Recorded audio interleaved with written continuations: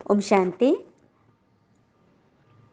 आज बाबा की प्यारी मीठी मुरली मंथन की डेट है 9 दिसंबर 2020। तो चलिए हम सभी ओम के उच्चारण से बाबा को याद करते हैं।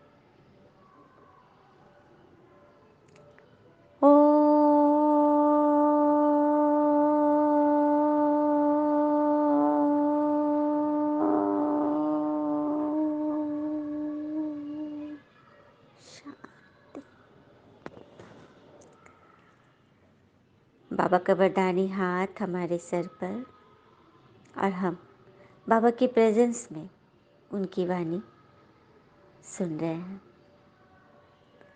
बाबा ने कहा, जो संकल्प ईश्वरीय सेवा अर्थ चलता है उसे शुद्ध संकल्प व निरसंकल्प ही कहेंगे, व्यर्थ नहीं। मतलब हम ईश्वरीय सेवा प्रति जो भी संकल्प चलाते हैं वह शुद्ध संकल्प ही होता है। निरसंकल्प ही कहेंगे, मतलब वो कोई संकल्प नहीं है, वैसा संकल्प नहीं है जिसका हमारा हिसाब बने, इसीलिए वह निरसंकल्प है, व्यर्थ नहीं, समर्थ है, पॉजिटिव है, व्यर्थ नहीं। आज बाबा ने इसे क्लियर किया ना। तो हमें संकल्प चलाने हैं सेवा प्रति। किसी भी आत्मा से कुछ भी बातें हो रही हैं उसके लिए शुभ भावना रखें, तो ये क्या हो गया, सेवा प्रति। क्योंकि हम अच्छा अच्छा सोचेंगे तभी तो आत्माओं को टचिंग होगी। प्रश्न, विकर्मों से बचने के लिए कौन सी फर्ज अदाई पालन करते भी अनासक्त रहने हैं? विकर्मों से बचने के लिए कौन सी फर्ज अदाई पालन करने से अनासक्त रहेंगे? तो मित्र संबंधियों की सर्विस भल करो, लेकिन अलौकिक ईश्वरीय दृष्टि रख के करो, उनमें मोह की रग नहीं जानी चाहिए। सच बात है, किसी भी आत्मा को आप ज्ञान सुना रहे हो, आपके संबंधी हैं, तो भाई उनकी सर्विस करो, आत्मा की सेवा करो, लेकिन अलौकिक दृष्टि रखो। लौकिक रखेंगे, देहभान से में रखेंगे तो फिर हंस बुद्धि कैसे बनेंगे?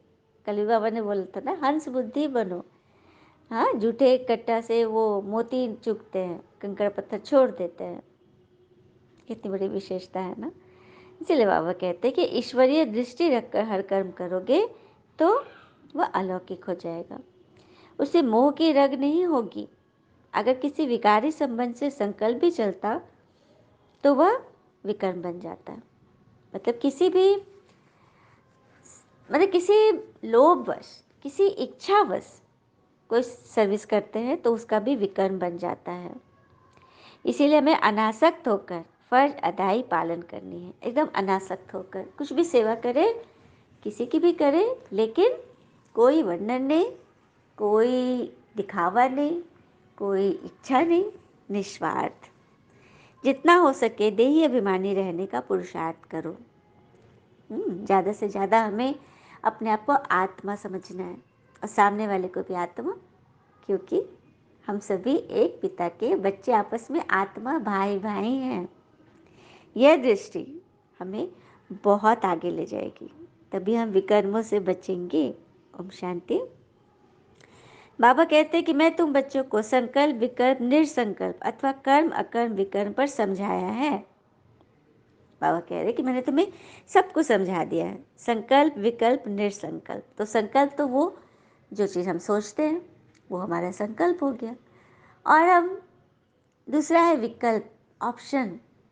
हाँ, सब्स्टिट्यूट में इसके बदले ये हो जाए।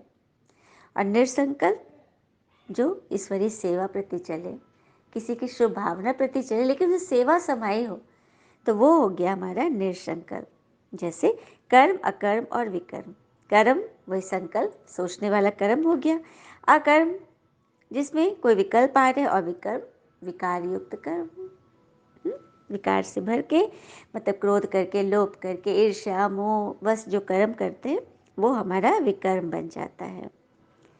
तो किस तरह से हमें सही सोच रखनी है? सोच कैसे, हमारा संकल्प कैसे सही होगा? जैसे एक बार की बात है, एक हस्बैंड वाइफ थे, उनकी नई शादी हुई, लेकिन शादी के 12 साल तक उन्हें बच्चे नहीं हुए।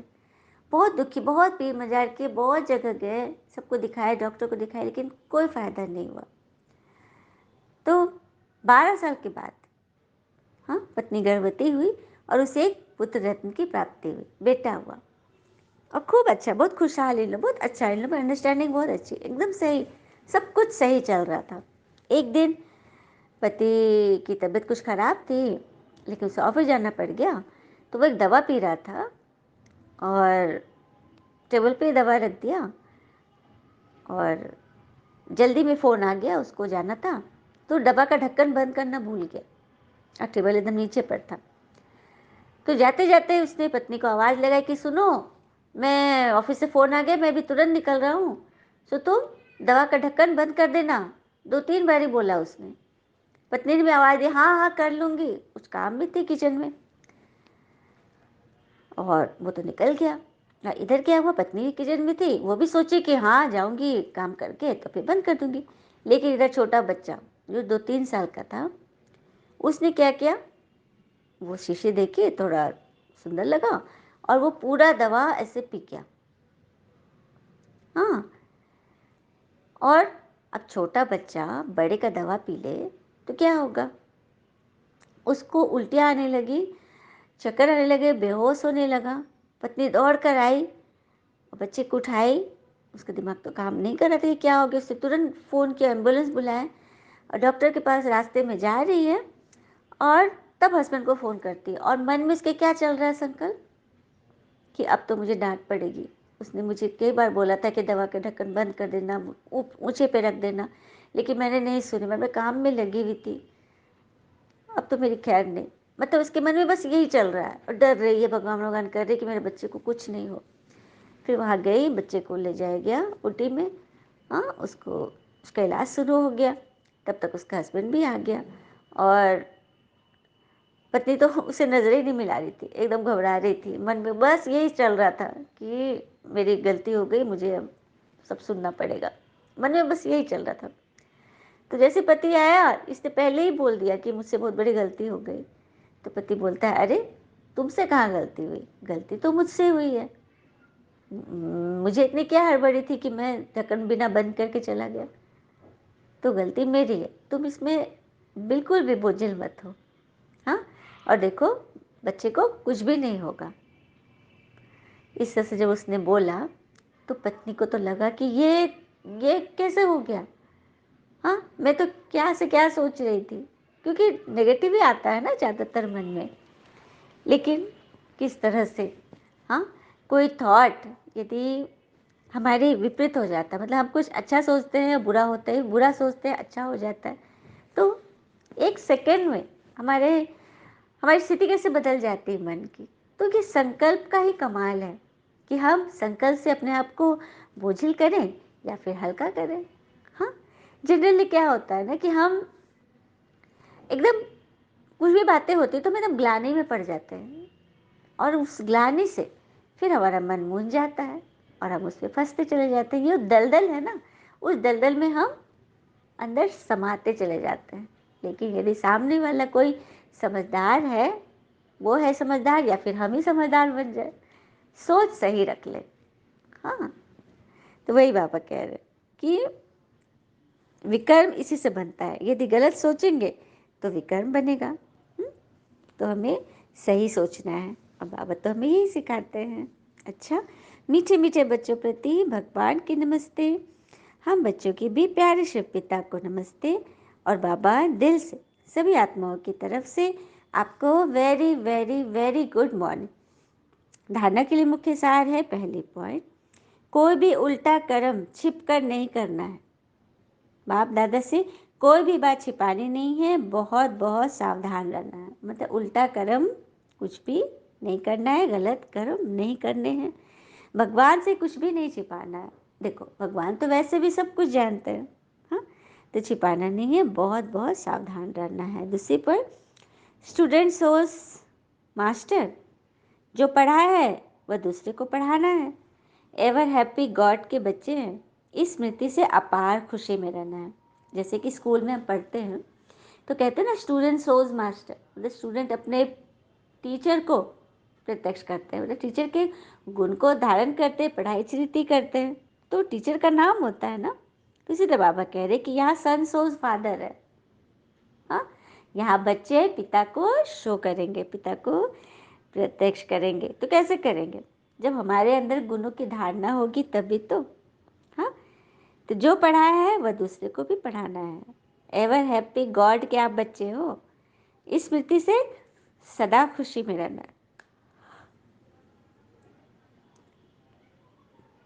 फिर बाबा ने हमें वरदान दिया, बाबा आप हमें रोज रोज वरदानों से भरपूर कर रहे हो, आप हमारा कितना ख्याल रखते हो, आपका बहुत बहुत शुक्रिया। बस बाबा से बातें करें, शुक्रिया अदा करें और बहुत खुश रहें। मुस्कुराहट ही हमारे चेहरे पर प्रभु की साइन है, यह समझ ले। हाँ, बाबा ने बोला, हर आत्मा को ऊंचा उठाने की भावना से रिगार्ड देने वाले शुभ चिंतक भव। हर आत्मा को ऊंचा उठाने की भावना से रिगार्ड देने वाले शुभ चिंतक भव। डिटेल है, हर आत्मा के प्रति श्रेष्ठ भावना अर्थात ऊंचा उठाने की व आगे बढ़ने की भावना रखना अर्थात शुभ चिंतक बनना। समझ में आया ना? शुभ चिंतक बनना बाबा ने किससे बताया? तो जो हर आत्मा के प्रति श्रेष्ठ भावना अर्थात उनको ऊंचा उठाने की भावना रखते हैं, वही शुभ चिंतक है। अपनी शुभ वृत्ति से, शुभ चिंतक स्थिति से अन्य के अवगुण को भी परिवर्तन करना। किसी भी कमजोरी व अवगुण को अपनी कमजोरी समझ वर्णन करने के बजाय व फैलाने के बजाय समाना और परिवर्तन करना, यह है रिगार्ड का। कोई भी बातें आती हैं, अवगुण है, कमजोरी है किसी की, तो उसको वर्णन करने के बजाय, फैलाने के बजाय क्या करें? परिवर्तन कर ले, अपना परिवर्तन कर ले, अपने आप को बदल ले। यह है ईश्वर का रिगार्ड। बड़ी बात को छोटा करना, हाँ, दिल शिकस्त को शक्तिवान बनाना, उनके संग के रंग में नहीं जाना, दिल शिकस्त वाली आत्मा के संग में नहीं चले जाना, सदा उन्हें ही उमंग उत्साह में लाना, यह है रिगार्ड। बाबा ने रिगार्ड को भी क्लियर किया ना। हाँ, किसी की कमी कमजोरी बताने फैलाने से अच्छा है कि उसे संभाले, अपने आप को परिवर्तन कर ले,